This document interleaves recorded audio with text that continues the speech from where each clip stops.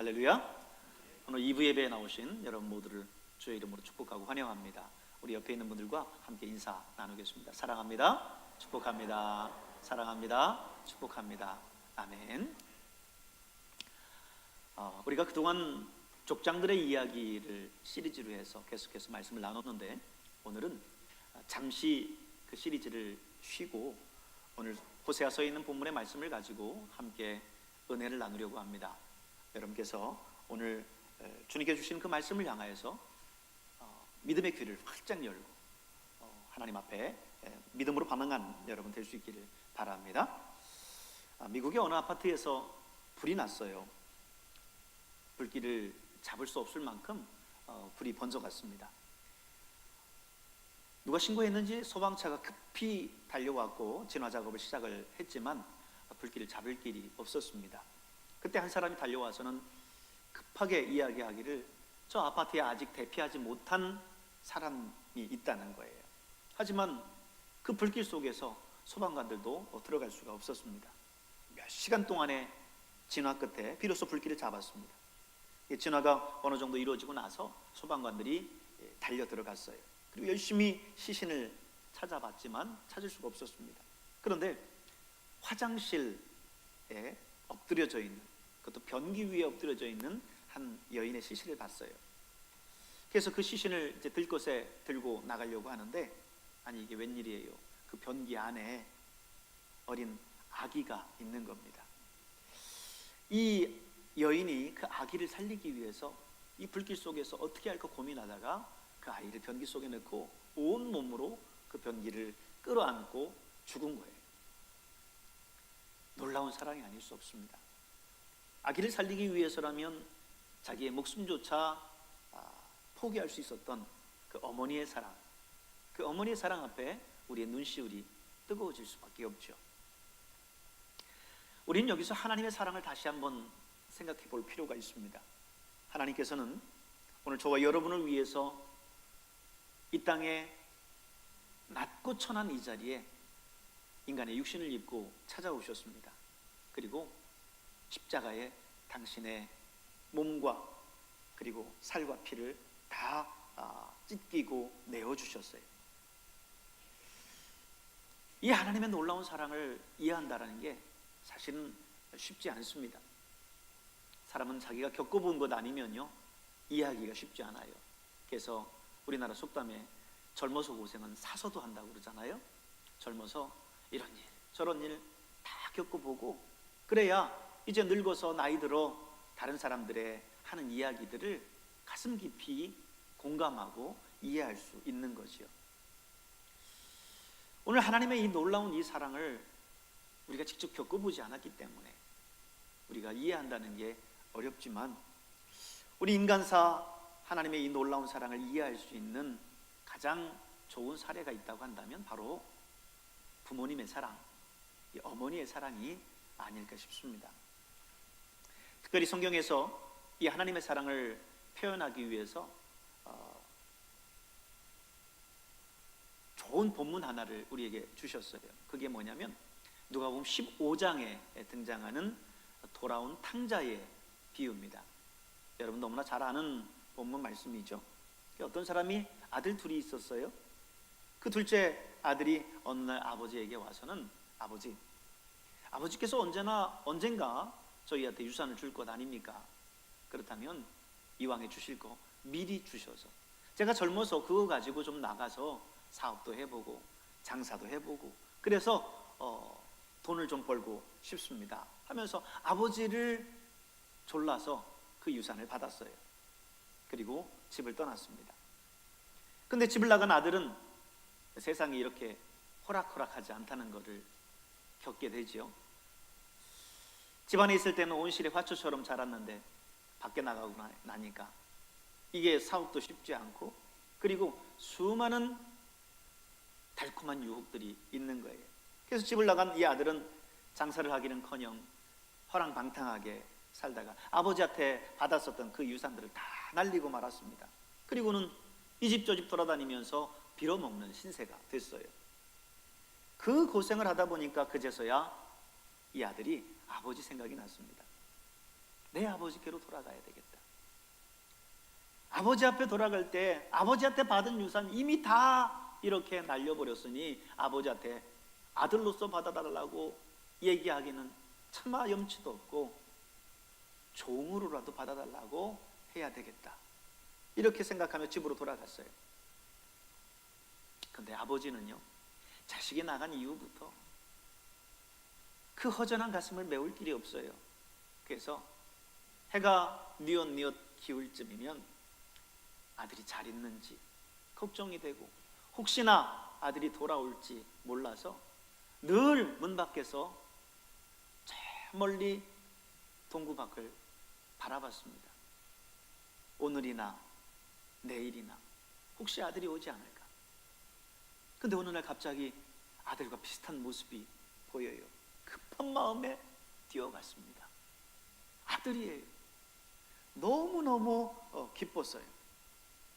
그래서 집에 돌아와서는 아들의 손에 가락지를 껴주고 좋은 옷으로 갈아입히고 암송아지를 잡아서 동네에 있는 모든 사람들을 초대해서 잔치를 벌였습니다.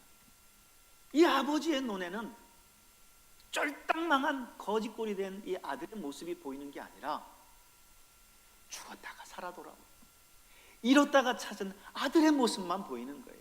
너무 기뻤어요. 이게 아버지의 사랑입니다. 이것이 바로 하나님 아버지의 사랑이에요. 우리가 알다시피 저와 여러분은 하나님을 떠났던 사람 아닙니까? 죄악 가운데 살던 사람이었습니다. 그런데 그런 우리를 우리 하나님께서 불러주셨어요. 우리의 죄악된 옛 모습을 깨끗하게 씻어주시고 당신의 자녀로 삼아주셨습니다. 지금도 때로 하나님의 뜻을 어기고 하나님의 마음을 상하게 하고 내 뜻대로, 내 마음대로, 내 기분대로 살아가지만 그런 모습 그대로 여전히 나를 받아주시면서 나를 사랑하시고 다시금 불러주십니다. 오늘 본문에 있는 이 호세아서는요, 이 하나님의 사랑을 이야기하고 있어요. 하나님께서 저와 여러분을 어떻게 사랑하시는지, 얼마나 사랑하시는지를 말씀해주고 있습니다. 오늘 1절 전반절을 보세요. 하나님이 우리를 어떻게 사랑하신다고 했어요? 여호와께서 내게 이르시되 이스라엘 자손이 다른 신을 섬기고 건포도 과자를 즐길지라도 여호와가 그들을 사랑하나니 그랬습니다. 무슨 말이에요? 당신의 백성 이스라엘 자손이 이방신을 섬기고 우상을 숭배하며 그 제사상의 제물을 즐길지라도 그들은 내 백성이고 내 자녀이기 때문에 내가 여전히 그들을 사랑하노라 라는 거예요. 그들이 비록 나를 떠나고 죄 가운데 거할지라도 내가 그들을 여전히 사랑한다 라고 하는 거예요. 아가페적인 사랑입니다. 여러분, 우리는 어떻습니까? 상대방이 나를 사랑하고 나를 좋아하고 나를 아껴주고 그러면 나도 그가 좋아요. 나도 그를 사랑하게 돼요. 그런데 상대방이 나를 미워하고 나를 싫어하고 나를 원수처럼 대하면 나도 그가 싫어요. 그리고 나도 그를 원수처럼 대해요. 한 대 맞으면 2대, 3대를 돌려줘야 되는 게 우리 인간의 모습이에요. 그런데 오늘 아가페의 사랑은 그렇지 않습니다. 아가페의 사랑은 그리 아니할지라도 사랑하는 사랑이에요. 나를 미워한다 할지라도, 나를 모욕한다 할지라도, 나를 해치려 한다고 해도 사랑하는 것, 그게 바로 아가페의 사랑입니다.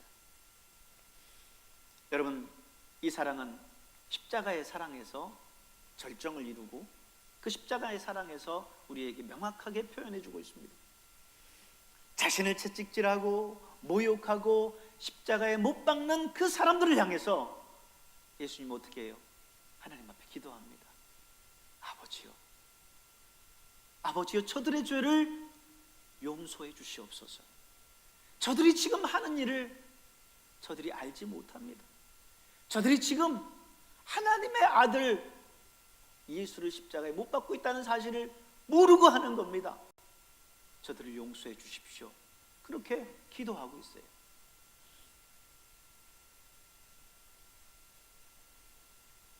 우리 인간이라면 어떨까요?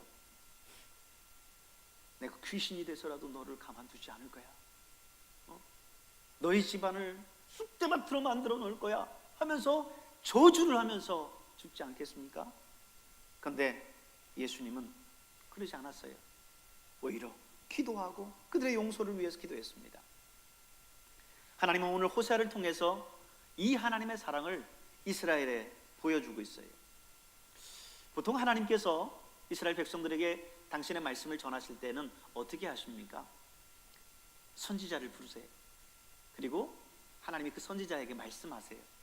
그러면 선지자는 그 말씀을 하나님의 백성에게 전달합니다.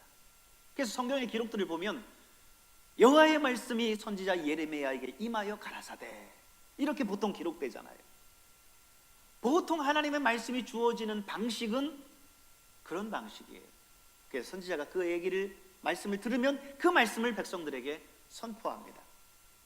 그런데 오늘 호세아에게 하나님께서 말씀하시는 방법은 그게 아니었어요. 호세아에게 어떤 일단의 행동을 하나님이 요구하세요. 그리고 그 호세아의 행동을 통해서 이스라엘 백성들에게 하나님의 메시지를 전달해요. 다른 선지자들의 메시지는 청각적인 메시지였다면 호세아를 통한 메시지는 시각적인 메시지였어요.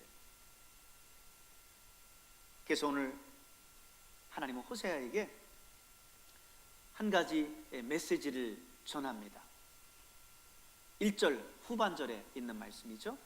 너는 또 가서 타인의 사랑을 받아 음녀가 된 그 여자를 사랑하라 그럽니다. 음녀가 된 여자를 사랑하라. 호세아에게 행동을 요구하는 거예요. 지금 이 여인이 누구냐면요, 음탕한 고멜이에요. 고멜. 우리 예전 복음성가 많이 불러보셨잖아요. 거기에 보면 음탕한 고멜과 같이 살았었던 우리들, 이런 이 음탕한 고멜, 오늘 지금 호세아가 지금 여호와의 명령을 받아서 지금 사랑해야 될 여인이 누구냐면 이 고멜입니다. 이 고멜이라고 하는 여인, 순결한 여인이 아니에요. 늘 다른 남자들의 품에서 자기의 몸을 팔던 창녀였습니다. 그런데 이 여인에게 가서 이 여인을 사랑하라는 거예요. 호세아의 사랑을 받을 만한 그런 자격이 있는 여인이 아니었어요. 이 여인은 오늘 그런 자격이 없음에도 불구하고 호세아의 사랑을 받게 되죠. 이 행동을 통해서 우리는 뭘 깨달을 수 있을까요? 오늘 저와 여러분을 생각해 보세요. 저와 여러분은 하나님의 사랑을 받을 만한 마땅한 자격이 있는 사람들이 아닙니다. 원래 죄인이었어요. 하나님을 떠났던 사람들입니다. 하나님과 원수됐던 사람들이에요. 하나님의 마음을 일상적으로 아프게 했었던 사람들이에요. 그런데 그런 우리를 오늘 하나님의 사랑을 받을 수 있는 은총을 누리게 하셨다는 거예요. 성경은 우리 인간의 그 모습을 어떻게 표현하고 있느냐면요, 로마서에 이렇게 기록합니다. 기록된 바 의인은 없나니 하나도 없으며 깨닫는 자도 없고 하나님을 찾는 자도 없고 다 치우쳐 함께 무익하게 되고 선을 행하는 자가 없나니 하나도 없도다 그랬어요. 그러기에 오늘 우리 가운데 저는 그래도 좀 의롭게 살았습니다, 아니요. 의인은 없나니 하나도 없다는 거예요. 다 치우쳐서 죄 가운데 살아갔다라고 하는 거예요. 그런 우리를 하나님은 아가페의 놀라운 사랑으로 사랑해 주셨어요. 사랑받을 만한 자격이 있기 때문에 사랑받은 것이 아니라 사랑받을 만한 자격이 하나도 없음에도 불구하고 하나님은 우리를 사랑해 주셨어요. 이 하나님의 사랑의 넓이가 얼마나 넓은지, 이 하나님의 사랑의 길이가 얼마나 긴지, 그 사랑의 높이와 깊이를 헤아릴 수가, 측량할 수가 없습니다. 찬송가 304장에 보면 그 크신 하나님의 사랑, 하는 찬송이 나와요. 그 크신 하나님의 사랑 말로 다 형용 못하리.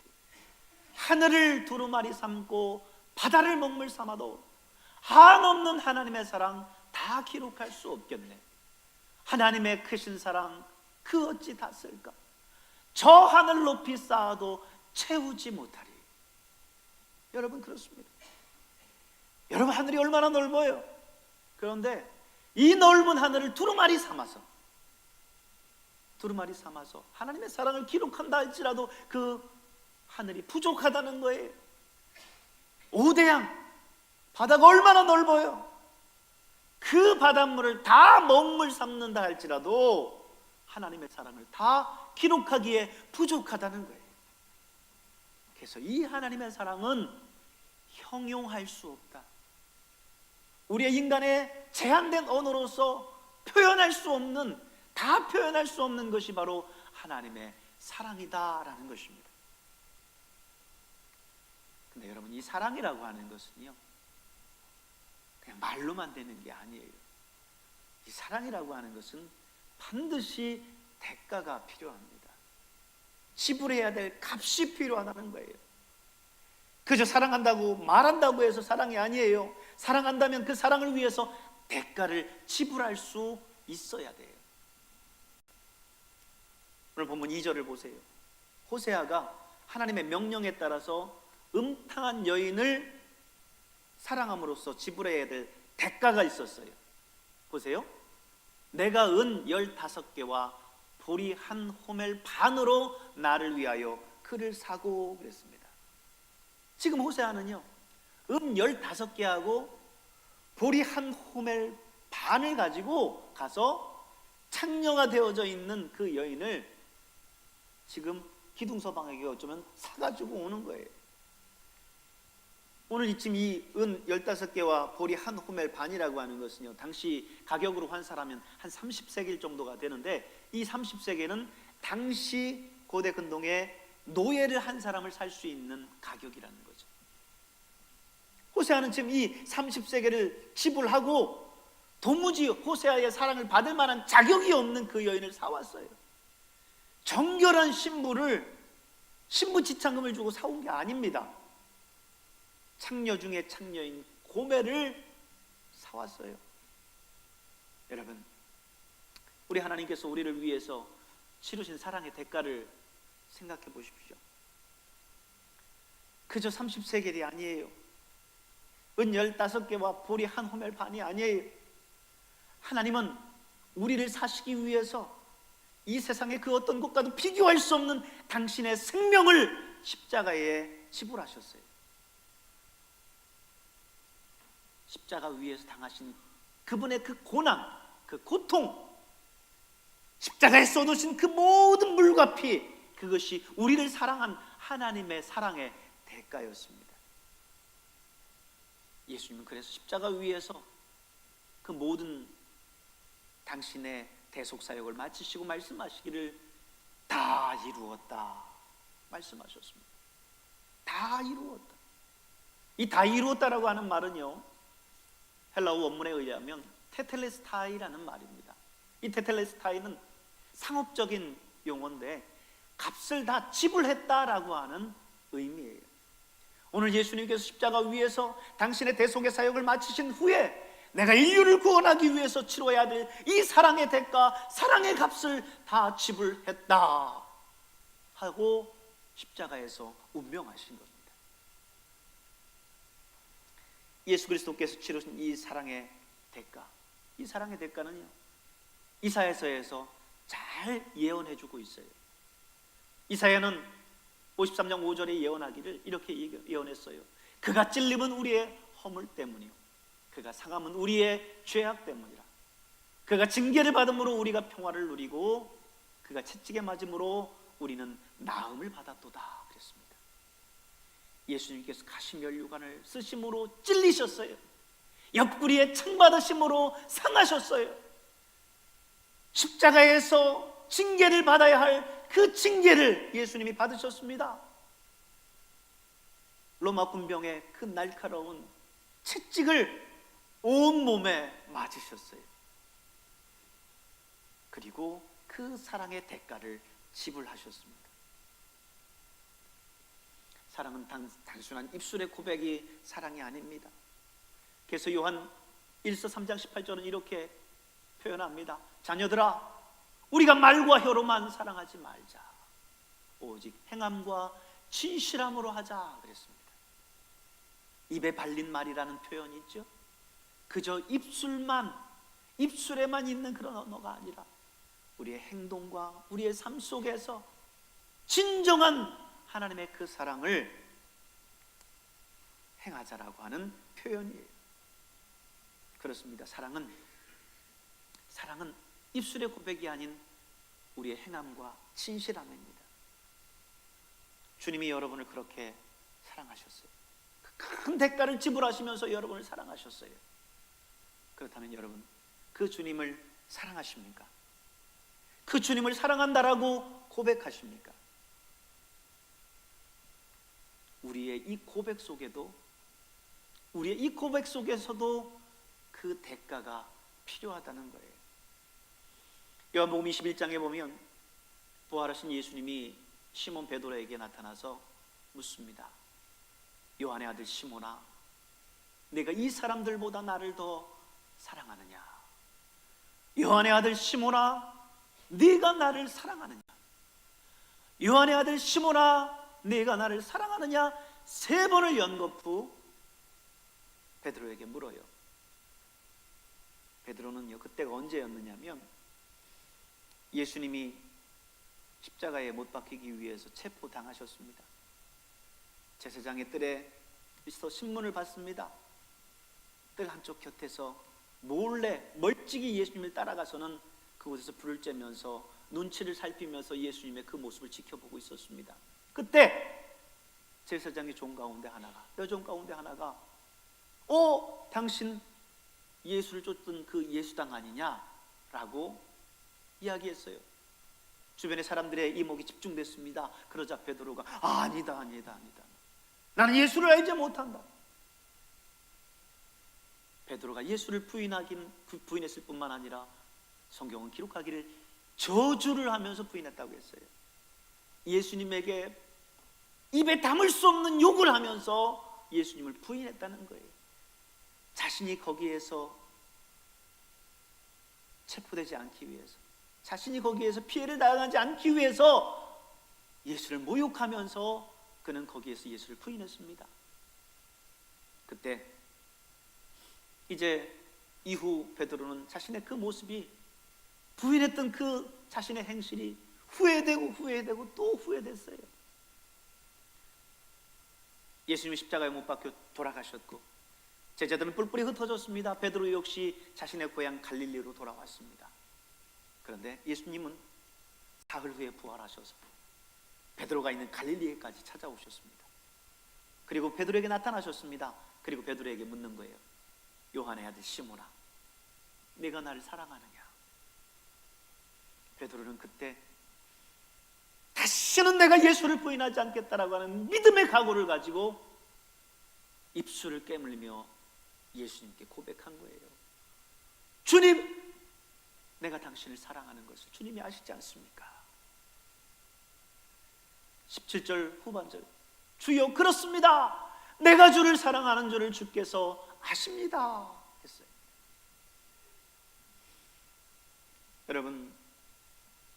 여러분이 잘 알지만 이 베드로는요, 지금 이 고백이 말로만의 고백이 아니었어요. 이후 베드로의 삶은 전혀 달라졌습니다. 예수의 복음을 들고 담대하게 회중 앞에서 복음을 선포했습니다. 예수 믿는 사람을 핍박하던 그곳에서도 담대하게 복음을 전했습니다. 마침내는 그는 복음을 전하다가 체포돼서 십자가에 거꾸로 못 박혀서 순교합니다. 내 어찌 우리 예수님께서 돌아가신 것처럼 똑같이 십자가에 못 박혀서 돌아갈 수 있겠느냐? 나를 거꾸로 십자가에 못 박아달라고 베드로가 이야기해서 그는 거꾸로 십자가에 못 박혀서 순교했습니다. 예수님을 사랑한다라고 하는 그 고백, 그 베드로의 고백에 입술만의 고백이 아니라 삶의 고백이요, 신앙의 고백이었던 거예요. 사랑에는 그렇게 대가가 필요합니다. 우리가 예수님을 사랑한다라고 고백한다면, 주님 사랑합니다라고 고백한다면, 여러분의 사랑의 대가는 무엇입니까? 입술만의 고백이 아닌 신앙의 고백이요 삶의 고백이라고 한다면 여러분의 그 사랑의 대가는 무엇입니까? 오늘 이 시대에 신앙생활하는 것들이 결코 쉽지만은 않아요. 물론 베드로와 예수님 살아가시던 그 당시처럼 예수 믿는다고 해서 옥에 가두지는 않아요. 화형에 처하고 십자가에 못 박고 순교하지는 않아요. 그러나 우리가 예수 믿는다는 것 때문에 다른 어느 때보다도 비난받고 조롱받고 세상 사람들이 핍박하고 그럴 겁니다. 한참 코로나19가 한창이고 어쩌면 지금이 더 왕성하게 지금 전파되고 있지만, 한참 코로나19로 인해서 교회를 박해하고 교회의 시선이 안 좋을 때에는 학교에 다니는 선생님들은 교회에 나올 수가 없었어요. 학교에서 교장 선생님이 늘 묻습니다. 어제 교회 갔었느냐? 교회 가지 말아라. 공무원들도 늘 직장 상사들의 눈치를 살피면서 교회 가는 게 어려웠습니다. 요즘에도 교회 간다고 그러면 지금 확진자가 몇 명인데 교회를 가냐고 세상 사람들은 우리를 쳐다보면서 이상한 사람처럼 취급합니다. 아니, 이 쉬는 날 좋은 시간 쉬면서 살아야지 왜 굳이 아침 일찍부터 준비해가지고 교회 가서 그렇게 교회에서 있다가 오느냐라고 세상 사람들은 우리를 이상한 사람 취급하고 우리를 조롱하고 우리를 비난합니다. 그런 속에서도 우리는 주님을 향한 그 사랑 때문에 이 자리에 있는 줄로 믿습니다. 주님 사랑합니다 라고 하는 그 사랑의 고백이 오늘 이 자리에 있는 고백이에요. 하나님을 만나는 자리요, 주의 말씀을 듣는 자리요, 우리 주님을 기쁘시게 위해서 찬양과 경배를 드리는 자리가 이 자리이거늘 우리의 신앙의 고백이 어떻게 표현될 수 있을까요? 우리의 사랑의 고백이 어떻게 표현될 수 있을까요? 오늘 이 자리에 나와서 하나님을 찬양하는 거예요. 내 마음을 열고 내 마음과 뜻과 정성을 다해서 주님을 높여드리는 거예요. 그게 주님 아시지 않습니까? 내가 주님을 사랑합니다라고 하는 그 사랑의 고백입니다. 호세아는 하나님의 명령에 순종해서 창녀된 그 여인을 사랑했어요. 사랑의 대가로서 은 15개와 보리 한 올매를 반을 주고 그 여인을 사왔습니다.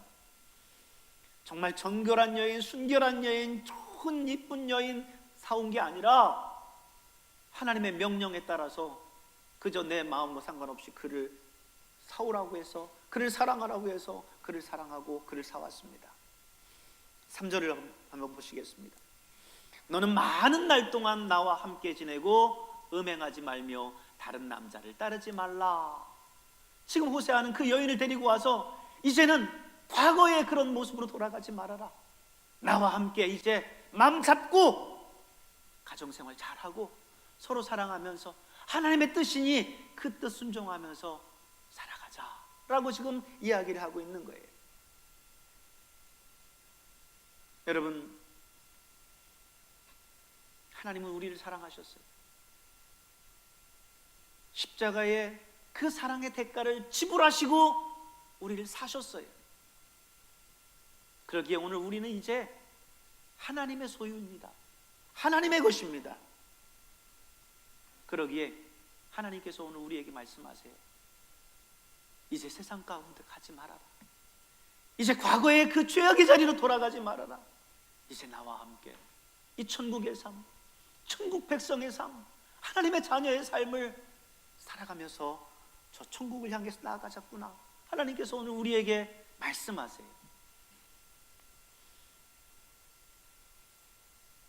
여러분, 주님의 그 말씀을 늘 마음속에 새기시고 이 땅을 살아갈 때에 주님 기뻐하시는 삶으로 살아갈 수 있길 바랍니다. 과거로 돌아가지 말고, 옛사람의 모습으로 돌아가지 말고, 죄와 함께 살았었던 그 모습으로 돌아가지 말고, 믿음 없었던 그 모습으로 돌아가지 말고, 이 하나님의 사랑, 이 하나님의 은혜를 감사히 여기면서 하나님과 깊은 교제 속에서 살아가는 여러분 될 수 있길 바라요. 여러분, 대강절은 예수님의 탄생을 소망하며 기다리는 절기이기도 하고, 또 하나는 다시 오실 예수님을 대망하며 기다리는 절기가 대강절이에요.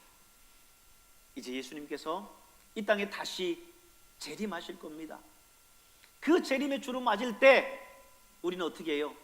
예수님 먼저 공중으로 재림하시고 우리는 호련히 변화되어서 예수님 계신 그 공중에서 혼인잔치를 할 거예요. 예수님은 신랑 되고 나는 신부가 돼서 그분을 만날 겁니다.